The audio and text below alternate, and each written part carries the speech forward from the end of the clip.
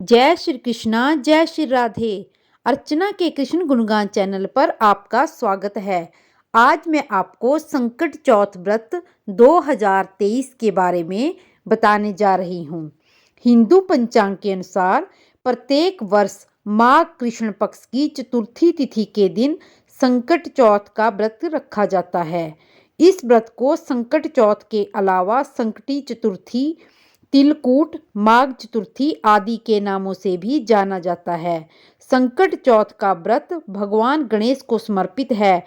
इस दिन गणेश की पूजा की जाती है और इसके बाद चंद्रमा को अर्घ देकर व्रत का पारण किया जाता है। यह व्रत खास तौर महिलाओं द्वारा अपनी संतान की लंबी आयु और सुखी जीवन के लिए रखा जाता है। मान्यता है कि इस व्रत को करने से विघ्नहर्ता गणेश संतान के सारे कष्टों को दूर करते हैं। पंचांग के अनुसार माघ माह के कृष्ण पक्ष की चतुर्थी तिथि 10 जनवरी 2023 को दोपहर 12:09 से शुरू हो जाएगी। वहीं अगले दिन 11 जनवरी को दोपहर 2:31 पर इस तिथि का समापन होगा। वैसे तो संकट चौथ के लिए उदय तिथि 11 जनवरी को ही प्राप्त हो रही है, लेकिन संकटी चतुर्थी पर चंद्रमा की पूजा का खास विधान है, इसलिए संकट चौथ का व्रत 10 जनवरी 2023 मंगलवार को किया जाएगा। संकट चौथ पर चंद्र उदय का समय 8:50 पर 10 फरवरी 2023 को होगा। संकट चौथ की पूजा विधि। संकट चौथ के दिन ब्रह्म मुहूर्त में स्नान करके स्वच्छ वस्त्र धारण करें। इसके बाद भगवान श्री गणेश की प्रतिमा को चौकी पर स्थापित करें। गणेश जी के साथ माँ लक्ष्मी की मूर्ति भी रखें। गणेश जी और माँ लक्ष्मी को रोली और अक्षत लगाएं, फिर धूप, द्रुबा, मोदक आदि अर्पित करें। संकट चौथ में तिल का विशेष महत्व होता है, इसलिए भगवान श्री गणेश को तिल के लड्डुओं का भोग लगाएं और ओम गंगणपते नमः का जाप करें। अंत में संकट चौथ की व्रत कथा सुने और आरती करें और रात्रि में चंद्रमा को अर्घ देकर संकट चौथ व्रत को संपन्न करें। अब मैं आपको संकट चौथ का महत्व बताती हूँ। धार्मिक मान्यता है कि संकट चौथ का व्रत करने से गौरी पुत्र श्री गणेश प्रसन्न होते हैं और सभी संकटों से रक्षा करते हैं। शास्त्रों में माघ मास की चतुर्थी तिथि को सबसे अधिक महत्व दिया गया है, क्योंकि इस दिन भगवान श्री गणेश ने भगवान शिव और माता पार्वती की परिक्रमा की थी। जो लोग संकट चौथ के दिन विघ्नहर्ता श्री गणेश की पूजा करते हैं, उनकी सभी मनोकामनाएं पूर्ण होती हैं।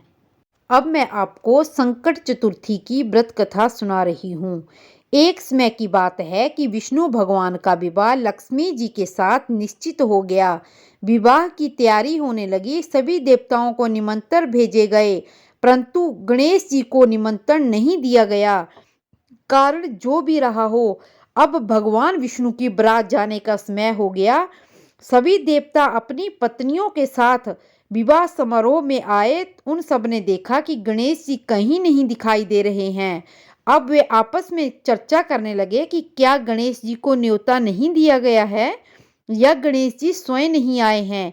सभी को इस बात पर आश्चर्य होने लगा। तभी सभी ने विचार किया कि भगवान विष्णु से इसका कारण पूछा जाए।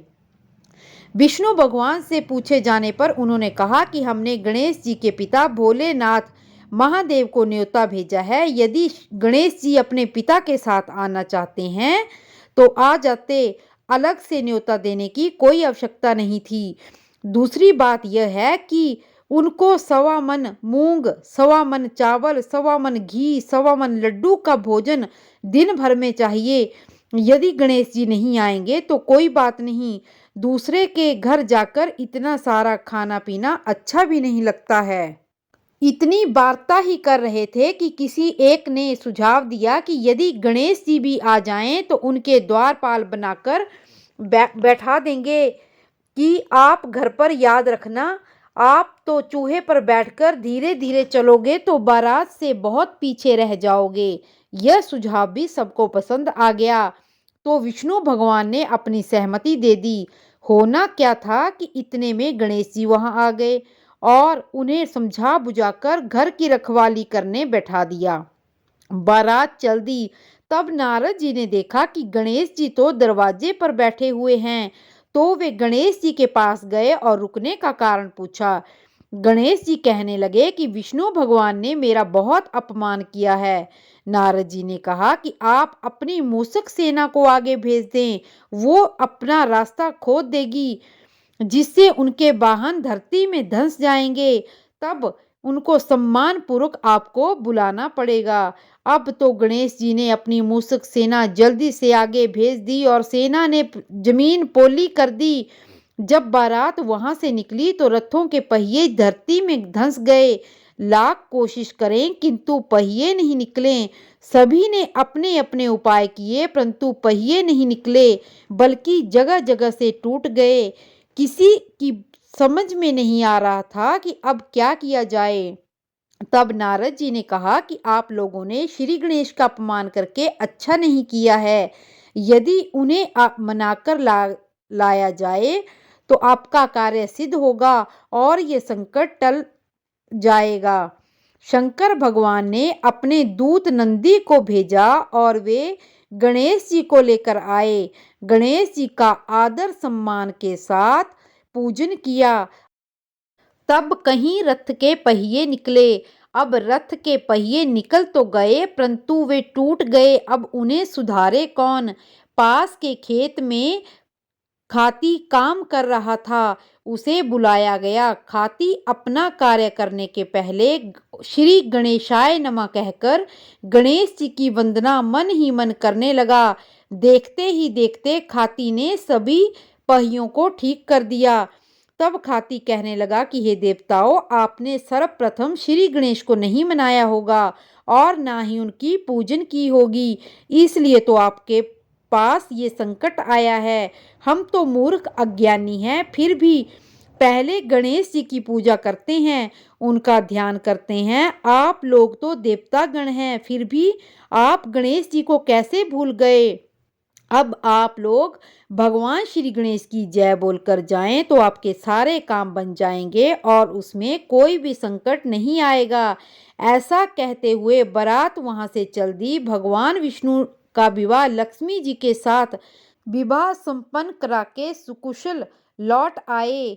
हे गणेश भगवान, आपने जैसे विष्णु भगवान के कार्य को संवारा उसी तरह सब भक्तों के कार्यों को संवारें और सब भक्तों के संकटों को हरने की कृपा करें। ऐसी ही और कथाएं सुनने के लिए मेरे चैनल को लाइक, शेयर और सब्सक्राइब करें और कमेंट बॉक्स में जय गणेशा अवश्य लिखें।